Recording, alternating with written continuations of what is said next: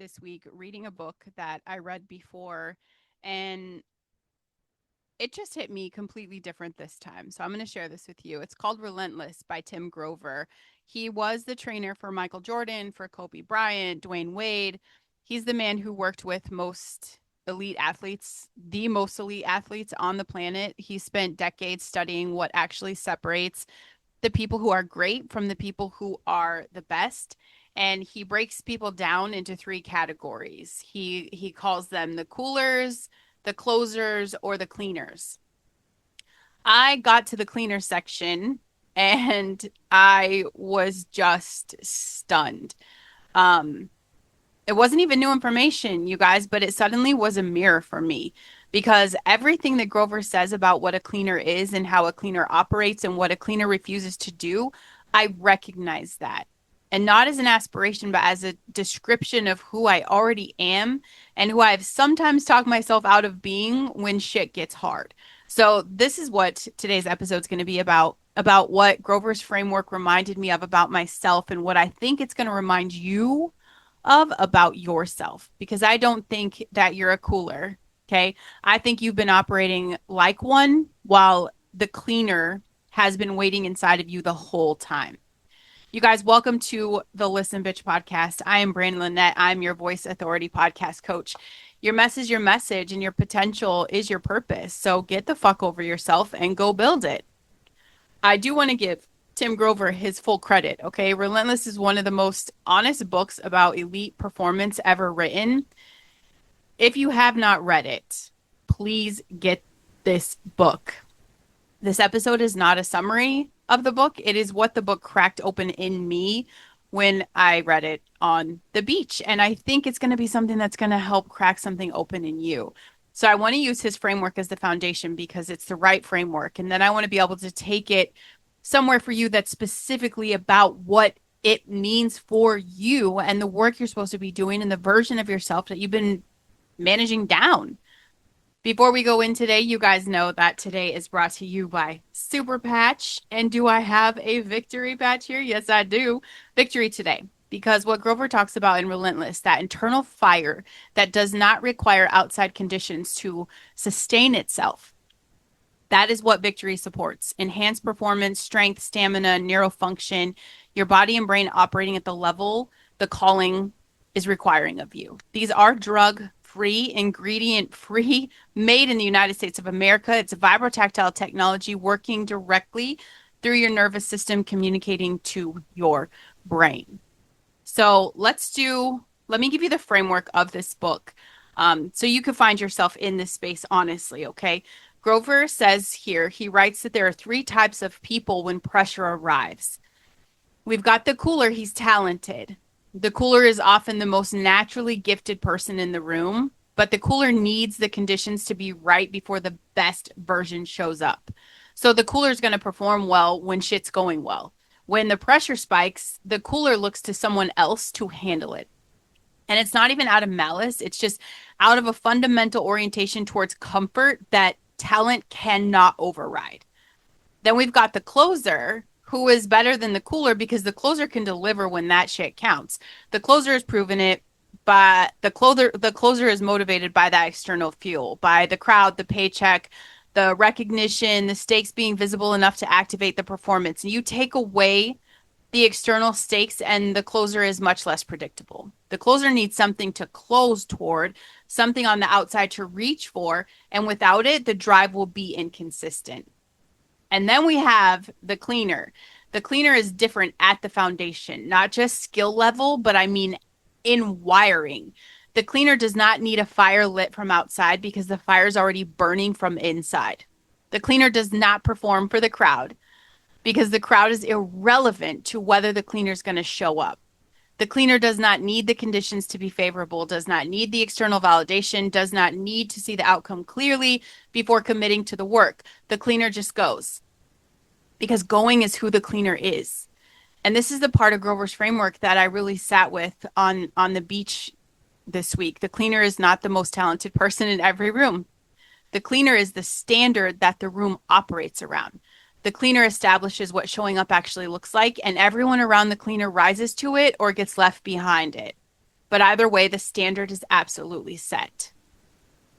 And I think, you guys, if we just kind of ruminate on that for a second, I think most of you are not coolers. I think you've been operating like a closer at best. Like you're motivated by external stakes that are inconsistent, they're unreliable. You need the conditions that are rarely perfect, performing when the recognition is visible, and then you pull back when it's not. And I think there is a cleaner in there waiting, probably has been waiting for a while. So I want to talk about what it takes to let the cleaner the fuck out. How can we release the cleaner? 118, page 118, if you guys want to find that page, you could probably even just search it up. He's writing about how a cleaner handles mistakes. And I think this concept is huge because I think it's the part that changes people. He says when a cooler makes a mistake, there's a lot of excuses and no solutions. But when a closer makes a mistake, there is always someone else to blame. When a cleaner makes a mistake, the cleaner looks you in the eye and says, I fucked up. Like, that's it. Confident, simple, factual, no explanation. You made a mistake. You say so in one sentence. You take responsibility and you move the fuck on. And he writes that the fastest way to alleviate pressure is to just say it. You fucked up. Say it. There is no comeback for that. You owned your shit. Now, what the fuck are we going to do? Let's fix it. This is perfect. I love this. This is how I've worked, and I just haven't had the words for it or the way to express it. And I think this is where most people leak the most energy and the most authority. It's not in the big public failures. It's in the small everyday shit where something goes wrong, and the instinct is to explain it, to contextualize it, to defend it, to give the reasons why it happened in a way that kind of makes the accountability softer before responsibility is even acknowledged. And every time you do that, every time the explanation comes out before the ownership, you signal something to everyone around you and yourself.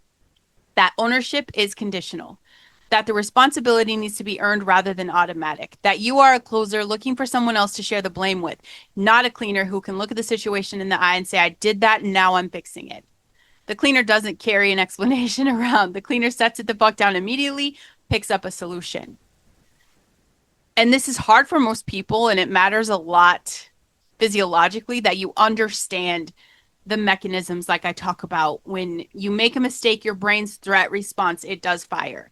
So the amygdala reads the potential judgment or the consequence as danger, and the nervous system prepares to defend. That's why the explanation comes out automatically. Like, you don't think, you're just like, bleh. It's not dishonesty. It's your nervous system trying to protect you from a perceived threat, preemptively softening the blow. This is going to hurt a lot less if we explain. So the explanation is a nervous system protection strategy. It is your body buying time between the mistake and the accountability, hoping that enough context can reduce the perceived threat of the judgment that's coming. But the problem is the explanation costs you more than the accountability. Every second you spend explaining is the second your nervous system is staying in that defense brace state, like, holy fuck, holy fuck. The explanation prolongs the threat response. The accountability ends it. It's over.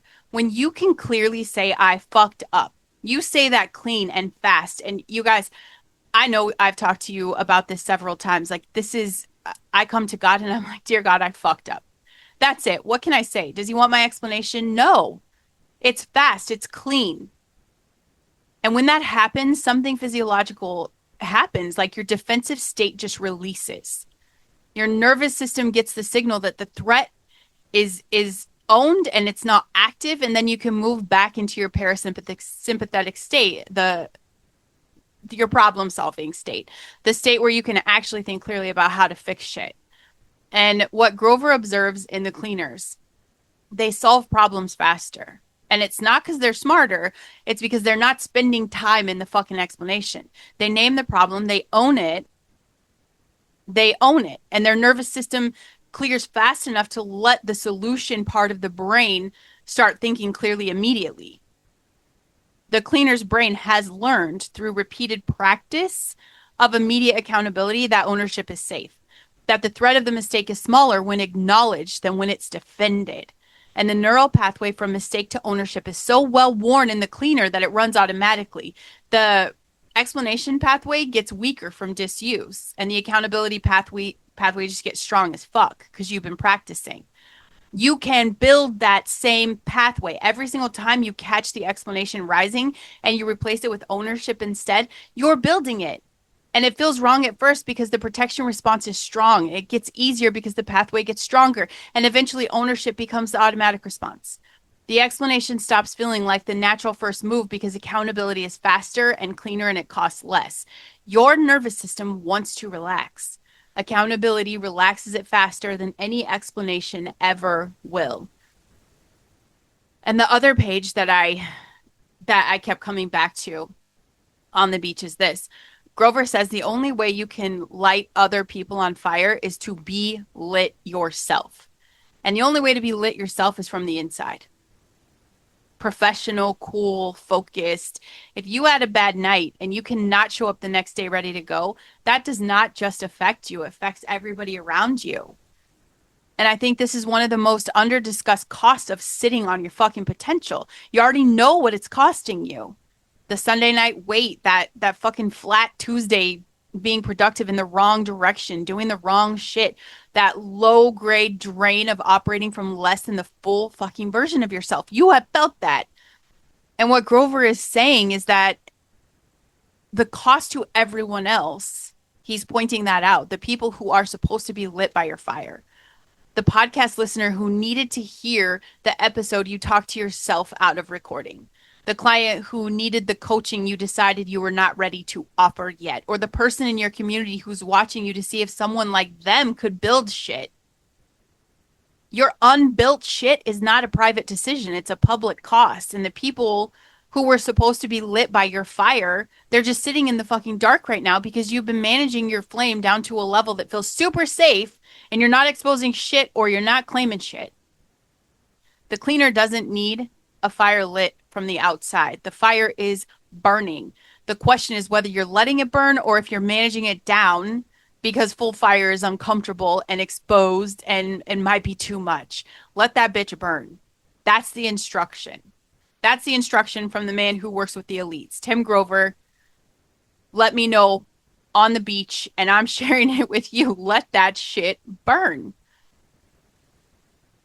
There have been seasons in the shit that I've built, seasons that you've heard me reference on the show where, y'all, I was not operating as a cleaner, where I was waiting for conditions that were more favorable before I let my voice come out, where I was explaining shit that should have just been owned and moved on to the solution, where the fire is burning, but like I made it really calm. I didn't let that shit blaze. Reading this book just reminded me of something that I know about myself that I sometimes lose track of in the middle of shit. I'm not a closer. I don't need external stakes to show up. I don't give a fuck about everything outside of me. I don't need the crowd or the metrics or the conditions to be favorable. And what's the fucking truth? It never has. I'm not doing this for the accolades. When I am operating from who the fuck I actually am, I show up because showing up is who I am. That is it. That is it. People ask, how do you show up if you know that there's not someone listening to the show? I got an internal fire, babe. I set the standard and the standard is mine. That's just who I am. And that reminder just hit me like it's a reset. It wasn't even, it's not, I'm not talking, you guys, I'm not like, oh shit, I'm motivated until Tuesday. Okay. That was not the spike. The spike was, oh yeah, I remember who I am. It's just that return to the baseline of who I am without letting any season of my life tell me who to be. And that's what reading does when you're reading the right shit at the right time. Because I read that book before and I couldn't have really told you about it. I know he worked with, you know, Michael Jackson and Kobe, and I read this after Kobe had died. And nothing really stuck out with me. And so it's incredible to me. Now I'm going to just start rereading all the books I have. Like I'm doing that. No more new books till I do a second reread. I guess it's like the same thing when I read the Bible. Every single time I see something different and I learn something new. 3 times in, and I think I could read that Bible for the rest of my life and I'm always going to find something new. It's crazy because if you read shit at the right time, it's not even new information. It's going to give you back to yourself. So if you haven't read Relentless, I say read it. And I'm not a sports junkie, so I wasn't like, So when you read it, you don't have to read it as a framework for an athlete, okay? I want you to look at this book as a mirror. Like find yourself in the pages and then ask honestly, like cooler, closer, cleaner. And if there's a cleaner in there that's been operating like a closer because that full version is scary as fuck, then this episode is your chance to reset. It's your chance to reset. And I have interviews with people who talk about this all the time. They have the performance self, who they thought they needed to be, who showed up when conditions are right, when audience was engaging, and how many people walked away from businesses because they weren't getting that validation. But then the real version of them shows up, and it's the same thing. They're taking that shift from closer to cleaner and not needing the accolades. I see this so consistently in Tell Me Why You're Special. In every guest I have, they don't get the reaction from the polished performance bullshit. When we're trying to pretend what we think other people want us to be, when we're looking at everybody else and everything else to decide how we're going to show up, who we're going to be, it changes everything. You start looking at yourself and remember who you are, and there is this just unapologetic power. I've trained my brain so much. There is no apology. There is no you knew me a year ago, you don't know me today. I'm not that same person. That's our job. Grow, evolve, and show up as the person you are. Let your fire burn. Yeah, guess what, you guys? It's very apparent. A lot of people hate my fire, and it's never hurt me. It doesn't hurt me. It's so hot, you can't touch it. And I am safe. I am protected. I am chosen. I am loved. So no matter what the worst case scenario is, if you really show the fuck up and you give this your all and you become the cleaner, you are just as safe. You are just as protected. And it doesn't matter what other people think. I don't celebrate the good or the I don't focus on the bad or get celebrated with the good. I don't. I appreciate the nice comments. I appreciate every once in a while I get the words of affirmation. I think that's incredible. I love that. I love words of affirmation. I'm not telling you guys don't ever gas me up, okay? But nothing depends on that anymore. If I never heard another word from anyone, I'd still be me. I'd still show up. If I only heard bad shit from people, I'd still show up. I'd still be here. Finding my voice was a lesson and a blessing. I lost a lot of people along the way, and people showed me who they were. And on the other side of that, we're still here. We're fine. My boy David was a shepherd. Nobody's idea of a cleaner by the world's external metrics. You guys know David I'm talking about, right? You know what David I'm talking about.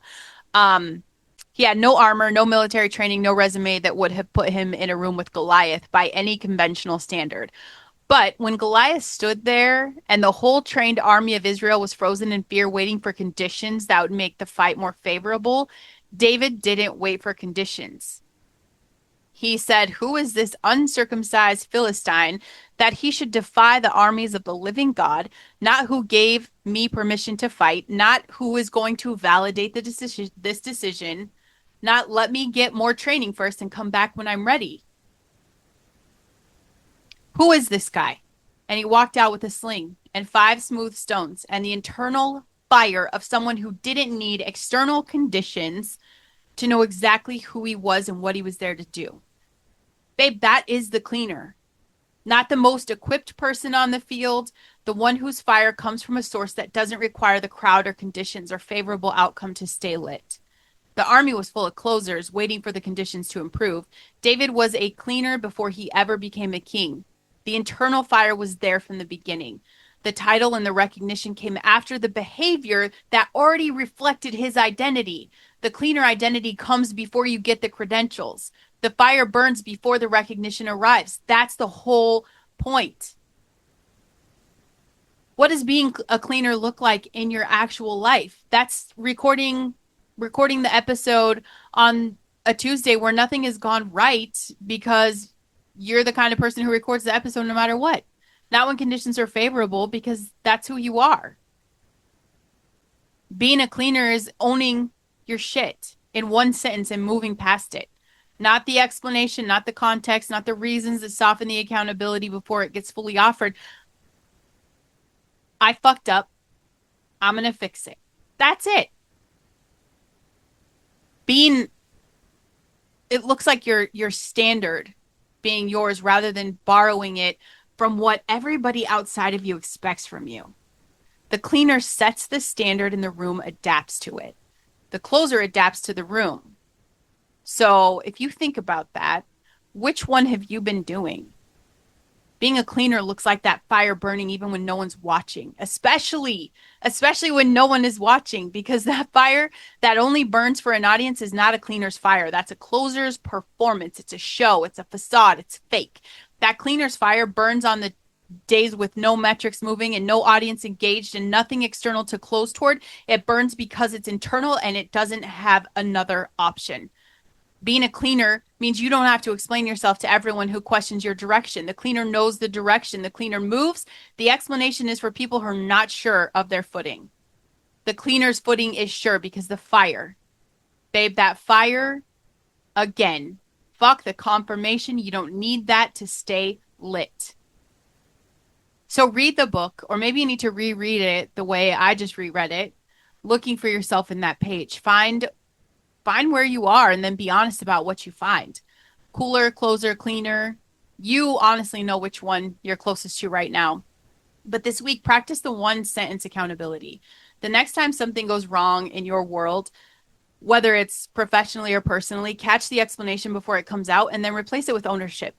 I got that wrong. I'm fixing it. Let your nervous system experience what it feels like to clear the threat fast by owning it clean instead of defending it. Okay. And babe, let the fire burn. Whatever you've been watering down because full fire feels like too much to claim, too exposed, too much promise, let that shit burn this week. One episode recorded with your shit just on fire on the inside. One piece of content from the real version of who you are. One moment of showing the fuck up as the cleaner instead of a closer. The people who were supposed to be lit by your fire are waiting. Let it burn. Grover spent decades watching the most elite performers on the planet, and what he found was not that they were the most talented. It's that the fire came from the inside. That accountability was automatic. That conditions were irrelevant to whether they showed up, that the standard was theirs and the room adapted to it. That is not a description of a category of elite athletes you can only admire from a distance. That's a description of who you are when you stop playing small. I love it. Read the book on the beach last week and it was an accidental grab. Wasn't even reaching for that book on my shelf. And it reminded me of who the fuck I am, not who I'm trying to become, who I already am when I stop letting the season tell me to be small. And I think it really might do the same for you. So read Relentless. Tim Grover, thank you for the book. And then why don't you guys come back here and build from the cleaner that's been waiting inside of you? The podcast, the message, the fire that lights the people around you on fire. That's the work. That's what I help you build. Check the show notes. I have an awesome podcast quiz for you to see what kind of podcaster you are, just for fun. If you've ever thought about doing a podcast or you think, I don't know if I could, take the quiz and let me know what you come up with or how that works out for you. Okay. You guys, better today than yesterday, better tomorrow than today. That's like your whole assignment. Love you.